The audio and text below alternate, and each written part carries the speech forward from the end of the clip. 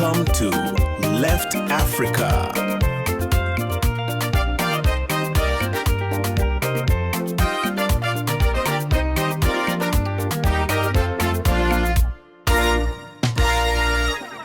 Every time you open TikTok, you're actually firing off a microscopic weapon in a massive multi-billion-dollar war. Yeah, a literal war of numbers right under our noses. Exactly. I mean, you're sitting on your couch right now, scrolling through your phone, maybe, tapping a YouTube video or replying to a WhatsApp video call, and it feels completely seamless to you. Mm-hmm. But behind that glass screen, an invisible standoff is raging over the very data you are consuming. By mid-2026, video streaming alone accounted for over 65% of all mobile data traffic in sub-Saharan Africa. Which is just a massive, massive chunk of the pie. Right. And the vast majority of that internet bandwidth is being devoured by just 4 Silicon Valley platforms. Yeah, we're talking about YouTube, Netflix, TikTok, and WhatsApp. Basically, 4 U.S. headquartered platforms are essentially dictating the daily load on the continent's digital infrastructure. It's wild. It's a staggering reality when you try to visualize the sheer physical volume of data moving through, undersea cables across the continent and through local cell towers just to reach the device in your hand. And that sheer physical volume is really what brings us to the core of today's deep dive. We're working from a pretty comprehensive dossier from June 2026, published by the political economy publication leftafrica.org. Right, titled The Bandwidth War. Exactly.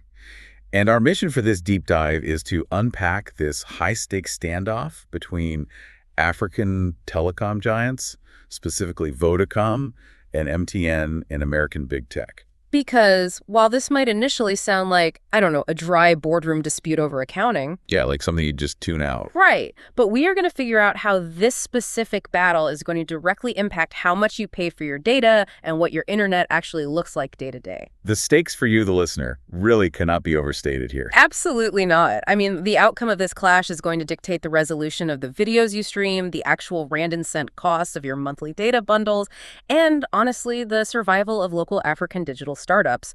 We're talking about the fundamental architecture of the internet on trial here. Okay, so let's unpack this. To understand why these massive corporations are at each other's throats, we have to look at how the internet is currently built.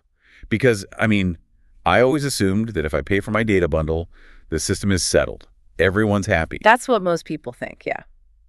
But how does the money actually move behind the scenes when I decide to, say, stream an hour of Netflix? So this is the invisible mechanism most people never see. Historically, the internet has operated on a foundational system called bill and keep. Bill and keep. Okay. Yeah. Basically, under bill and keep, each network bears its own costs for carrying traffic to and from its own users. Meaning everyone pays for their own driveway, essentially. That is a great way to put it.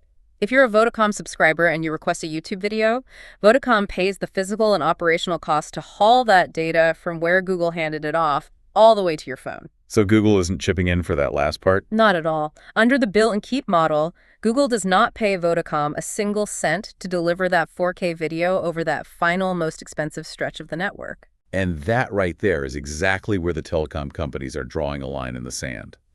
According to our dossier, they are pushing aggressively for a radically different billing model called SPNP. Right, which stands for Sending Party Network Pays. Okay, break that down for us. What is SPNP in practice?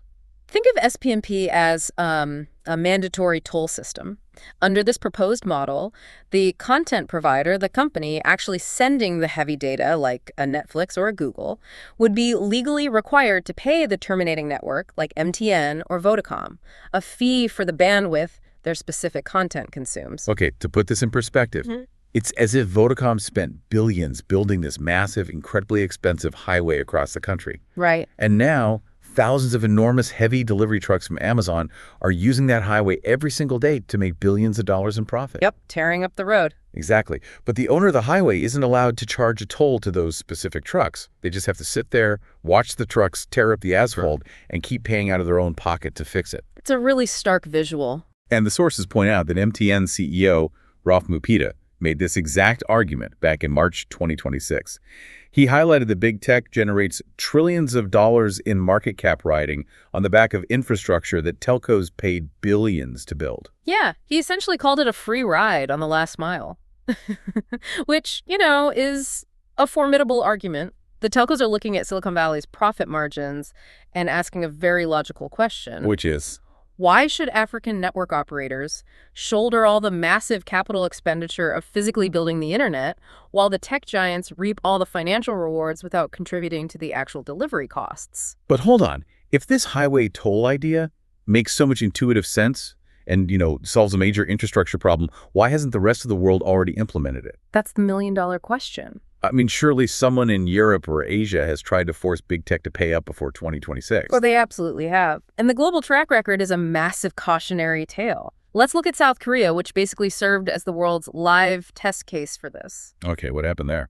Back in 2021, you had a situation where a Korean telecom called SK Broadband actually sued Netflix. Wait, they took them to court just over data traffic? They did. Their network was literally buckling under the massive traffic spikes from shows like Squid Game, and the court initially ruled in favor of the telco, saying Netflix should contribute. So they got the SPNP toll. The highway toll worked. Well, no. By 2024, the situation morphed. They didn't end up with a government-mandated per-gigabyte SPNP fee. Oh. Instead, Netflix and the telco made a private, non-mandated commercial caching deal. Let's pause on that. What exactly is a caching deal? Because that sounds like a compromise. It is a compromise, and it's based on physical hardware. Instead of sending every single episode of a show across the Pacific Ocean every time a user clicks play, Netflix physically installs its own specialized servers. Oh, the caches. Exactly, called caches, deep inside the South Korean telecom's local data centers.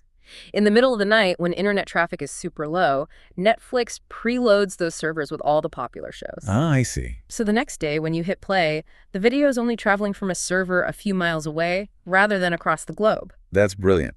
It saves the telco a fortune in international bandwidth costs, and it gives the viewer a faster stream. Exactly. But the key takeaway is that it was a private handshake solution, not a sweeping national law. That makes a lot of sense. But what about a market like India?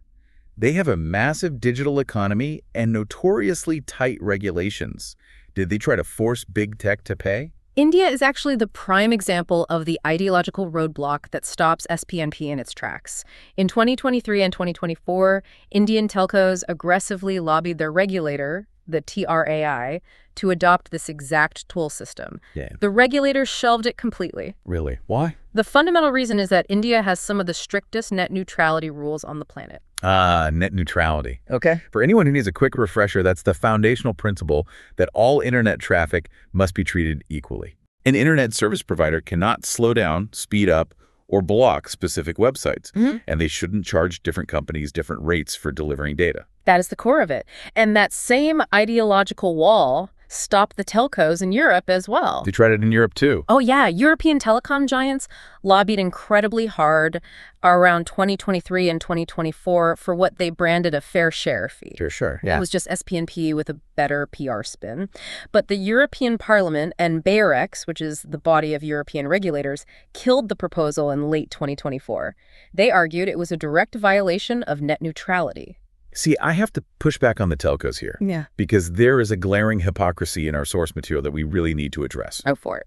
The dossier explicitly notes that Vodacom and MTN used to offer something called zero rating. Ah, yes, the free data bundles. Exactly. For years, they would give away free data to their customers, specifically to use apps like Facebook or WhatsApp, just to lure people into buying their SIM cards over a competitor. They literally used big tech as a marketing tool, subsidized the data themselves, and now they're complaining that those same platforms need to pay them back. How can they claim to be victims here? I mean, that is the ultimate double standard, and it is exactly what net neutrality advocates point to. If we connect this to the bigger picture, if Vodacom can charge Netflix a delivery fee, but maybe exempts a local partner service from that same fee, the internet is no longer neutral. It becomes a pay-to-play environment. Exactly. It distorts the free market. But beyond the hypocrisy of zero rating, the most lethal argument against the telcos in Europe was the double-dipping factor. Double dipping. Yeah, think about how you interact with your phone. When you buy a 10-gigabyte data bundle, you have already paid your telco to deliver 10 gigabytes of data to your screen. Right. I paid for the pipe. The transaction's complete. The pipe is paid for. If the telco then turns around and charges YouTube a mandatory fee for the exact same data flowing through that pipe, they are charging twice for the exact same bytes. Oh. Once from the consumer and once from the content provider. Regulators in Europe looked at that and said, absolutely not. We're not doing that. Okay, so if we follow the timeline here, SPNP was killed in Europe over double dipping. It was shelved in India over net neutrality. And it barely scraped by as a private server deal in South Korea. That's the global track record. If the global precedent is this hostile, why on earth are African telcos pushing so aggressively for it now in 2026? Because running a telecom network in South Africa involves crushing physical financial realities that a telecom executive in Europe simply cannot fathom. The baseline economics are just wildly different. Fundamentally different. African telcos are being squeezed from 3 directions simultaneously, and it is threatening their entire business model. Let's dig into those 3 pressures, because this is where the dossier really blew my mind. Yeah. Pressure number 1 is the sheer eye-watering cost of rolling out 5G. It's astronomical. In 2025 alone, Vodacom spent 8.2 billion rand on network infrastructure just in South Africa. Yeah, and MTN Group spent around 35 billion rand across its operations. And they aren't just, upgrading antennas on existing city buildings. They were having to build entirely new physical towers in underserved remote townships and trench fiber optic cables across incredibly difficult terrain. And that physical rollout leads directly into pressure number 2, the invisible anchor of spectrum debt. Oh, this part is wild. In 2022, South Africa finally held its long-delayed spectrum auction. Vodacom and MTN together paid over 11 billion rand just for the licenses to use specific radio frequencies. And just to clarify how wild that is, it's like paying millions of rands for a taxi medallion before you can even afford to buy the actual car. That's a perfect analogy. That 11 billion rand didn't buy a single piece of copper wire or a single battery. It just bought them the legal permission from the government to broadcast their signals through the air. And they are still carrying that massive multi-billion rand debt on their balance sheets today. Exactly. It's a sunk cost that severely limits their cash flow. And then you hit them with the third pressure, which is structural, the absolute collapse of traditional voice revenue. The golden goose is dead. It really is. If you go back to 2015, traditional voice phone calls made up 65% of MTN South Africa's service revenue. It funded everything. But by 2025, that voice revenue plummeted to under 35%. And, we all know why. Everyone stopped dialing phone numbers and switched to making WhatsApp voice and video calls. Which creates a vicious cycle for the networks. How so? A WhatsApp call actively cannibalizes the telco's highly profitable traditional voice revenue. But worse, every single WhatsApp call uses network data that costs the telco money to haul and deliver while generating zero direct revenue for the telco itself. So they are delivering the service that is putting their own product out of business. Precisely. But even with all that, the most shocking part of this dossier is the operational environment. Here's where it gets really interesting. A European telco spends its operational budget on marketing campaigns and corporate sponsorships, right? Right. African telcos are spending their budgets on militarized survival. The World Bank released a report in 2025 noting that delivering data in sub-Saharan Africa costs 3 to 5 times more than in Western Europe. And the primary culprits are load shedding and organized crime. The numbers here are just grim. To keep the cellular network alive during rolling power cuts, Vodacom and MTN were forced to spend over 1.2 billion rand combined just on backup power. Meaning diesel fuel, solar panels, and heavy-duty batteries. In 2023 and 2024 alone, over 1 billion rand just to keep the lights on at the cell towers. And the tragic part is, once you install those expensive backup batteries, they become a target. Yeah, the theft. MTN lost 200 million rand to infrastructure theft and vandalism in 2024 alone. We're talking about syndicates ripping out copper cables and stealing the lithium batteries. Vodacom literally has to deploy armed tactical response teams to protect their cell towers. If a European telco loses power to a tower, it's usually because of a severe snowstorm once a year. Right.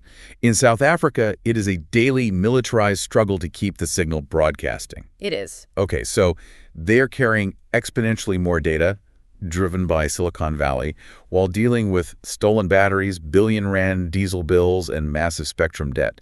I understand why they are desperate for cash. It paints a very sympathetic picture of the telcos, certainly. But let's follow the logic here. What happens if ICASA, the South African regulator, actually grants them this SPNP toll? Does Mark Zuckerberg just write a check to MTN and everyone goes home happy? Not a chance. The dossier makes it explicitly clear that the burden of this toll will not stay in Silicon Valley. It's going to fall right back onto you, the listener, and on local African businesses. We have to look at how this plays out in the real world. Okay. The most likely outcome is scenario A, cost pass-through. Meaning big tech just hands the bill to us. Precisely. Let's say Vodacom charges Netflix a small fee, maybe 2 Rand per subscriber per month, for network usage. That costs Netflix maybe 36 million Rand a year in South Africa. Which is a rounding error for them. Exactly. A giant like Netflix might quietly absorb that. But what if the telcos demand a 5 Rand fee? That's 90 million Rand. Netflix's shareholders will not allow them to just eat that cost. They will simply raise the monthly subscription fee for the African consumer. So my monthly streaming bill goes up just so my telco can recoup its diesel costs? Yeah. That is frustrating. But our sources outline a second scenario that is actually much worse: degradation. What happens if a platform just refuses to pay the new toll entirely? If the regulator breaks net neutrality and allows this toll, a telco could legally throttle the traffic of any platform that refuses to pay. Whoa. They could artificially restrict the bandwidth going to YouTube until your video becomes a buffering, pixelated mess. It's a hostage situation designed to force the tech giant to the negotiating table. And your viewing experience is the hostage. Exactly. But as annoying as buffering is, it's the third scenario in the dossier that really alarmed me. The startup killer. Yes. If I'm a South African entrepreneur and I'm trying to launch a new digital education platform or a local streaming app like Showmax or iRoko TV, how on earth do I survive this? You likely don't. A global behemoth like Google has hundreds of millions of users worldwide to help absorb and amortize these regional network costs. Right. But a local tech startup would be financially crushed by having to pay a per gigabyte delivery fee just to reach users in their own country. So what does this all mean for you? If you're watching a Kenyan creator on YouTube, could this fee structure actually force YouTube to drop your video quality to 480p just to save on bandwidth costs? Absolutely. And historically, we know this isn't just hypothetical fear-mongering. In parts of Latin America and Southeast Asia, when telcos introduced convoluted data pricing models that made high-quality streaming uneconomical, the tech companies didn't pay up. They simply downgraded the default video quality for those entire regions. Yeah. And there's a very sobering historical reality we have to acknowledge. Even when telcos do get unexpected windfalls or new revenue streams, they almost never use that extra cash to lower the price of consumer data bundles. Which brings us perfectly to the regulatory showdown. We have a massive standoff with severe consequences for the entire digital economy. Who is actually umpiring this match? Who decides? In South Africa, the Independent Communications Authority, or ICASA, is currently evaluating this. They launched a market inquiry into network usage fees in late 2025, and industry experts are expecting a ruling sometime in late 2026 or 2027. Okay, so it's happening right now. Yes, but ICASA isn't acting alone. The Competition Commission stepped in with a major report in April 2026, highlighting a crucial dynamic. Vodacom and MTN hold over 80% of the market share. That is a staggering duopoly. It is, and the Competition Commission warned that because these two companies have such dominant market power, allowing them to implement an SPNT toll without incredibly strict government oversight could easily be classified as an abuse of dominance. Now, this is where we have to look closely at our grounding source, the dossier from leftafrica.org. And, as a reminder to you listening, we are impartially outlining the publication's editorial stance here. Right, we aren't endorsing it. Exactly. But their perspective is vital to understanding the political economy of this fight. Left Africa argues that this battle isn't actually about fairness between local telcos and tech bros. No, they say it is fundamentally a battle over capital allocation. Yes. The authors point directly to the profit margins. They argue that despite all the very real operational nightmares we discussed, the diesel, the theft, the spectrum debt, these telecom companies are still incredibly lucrative. Very lucrative. Right, I want to challenge the poverty narrative for a second, because the numbers in the dossier tell a different story. Hold on, you're telling me Vodacom spends over R1 billion on diesel and armed guards, but they still managed to make 17.5 billion Rand in net profit after tax in 2025? Yep. That doesn't sound like a company barely surviving on the brink of collapse. You hit the nail on the head. 17.5 billion rand in profit is massive, and Left Africa focuses on what the telcos actually did with that money. Where did it go? According to their 2025 financial reports, Vodacom returned roughly 80% of its earnings directly to shareholders through dividends and stock buybacks. 80%. And MTN returned about 75%. These are considered high-yield dividend stocks for investors. Basically, Left Africa is asking a very pointed, uncomfortable question here. If big tech pays billions in network tolls, is that money actually going to build new 5G towers in underserved townships, or is it just going to end up padding the dividend checks of shareholders? Are we taxing Silicon Valley just to enrich local telecom investors? That's the question. Exactly. It's the critical question of regulatory conditions. If you hand a monopoly a new revenue stream, how do you ensure the public actually benefits? Left Africa's proposed solution is that if an SPNP toll is implemented, it cannot just be a blank check deposited into the telco's general revenue account. It has to have rules. It has to come with strict, enforceable legal conditions. What kind of conditions are they suggesting? First, the revenue must be legally ring-fenced specifically for network expansion and maintenance. Second, there has to be entirely transparent public reporting on exactly how that Silicon Valley money is spent. Makes sense. And third, there must be a tiered fee structure to protect local African startups, ensuring a small ed tech company isn't paying the same per gigabyte toll as a trillion-dollar American monopoly. Because without those strict conditions, this entire initiative is basically just a hidden tax that will ultimately be paid by you, the consumer, through higher streaming prices, degraded video quality, and, a lack of local innovation. Exactly. We have to remember that internet connectivity in Africa is not just a consumer luxury for watching TikTok. No, it's a lifeline. It is critical development infrastructure.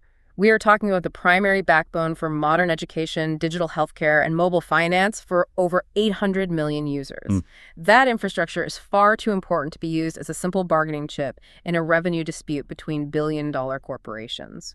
It really is a massive tightrope we're walking here. I mean, when you look at the evidence, both sides actually have incredibly valid points. They do. The African telcos are operating in a uniquely hostile, expensive environment, carrying massive physical and financial burdens that Silicon Valley just doesn't have to deal with. But big tech and the net neutrality advocates are entirely right that introducing this toll could break the fundamental open architecture of the internet. And crush local African innovation before it even starts. Exactly. It is a precarious balance. And, I want to leave you with a final thought to mull over, building on the infrastructure data we've discussed today. Okay, what is it? We know that big tech is not entirely allergic to spending money on physical infrastructure. Meta, for example, recently invested $1 billion into the 2 Africa undersea cable to massively increase data capacity around the continent. They are willing to build. Right, they just don't want to pay tolls on someone else's road. Precisely. So if local African telcos succeed in making this final last-mile stretch of the network incredibly hostile and expensive for these tech giants, what happens next? I don't know. What do they do? Will this SPNP battle inadvertently push companies like Google, Meta, and Amazon to stop relying on African telcos entirely?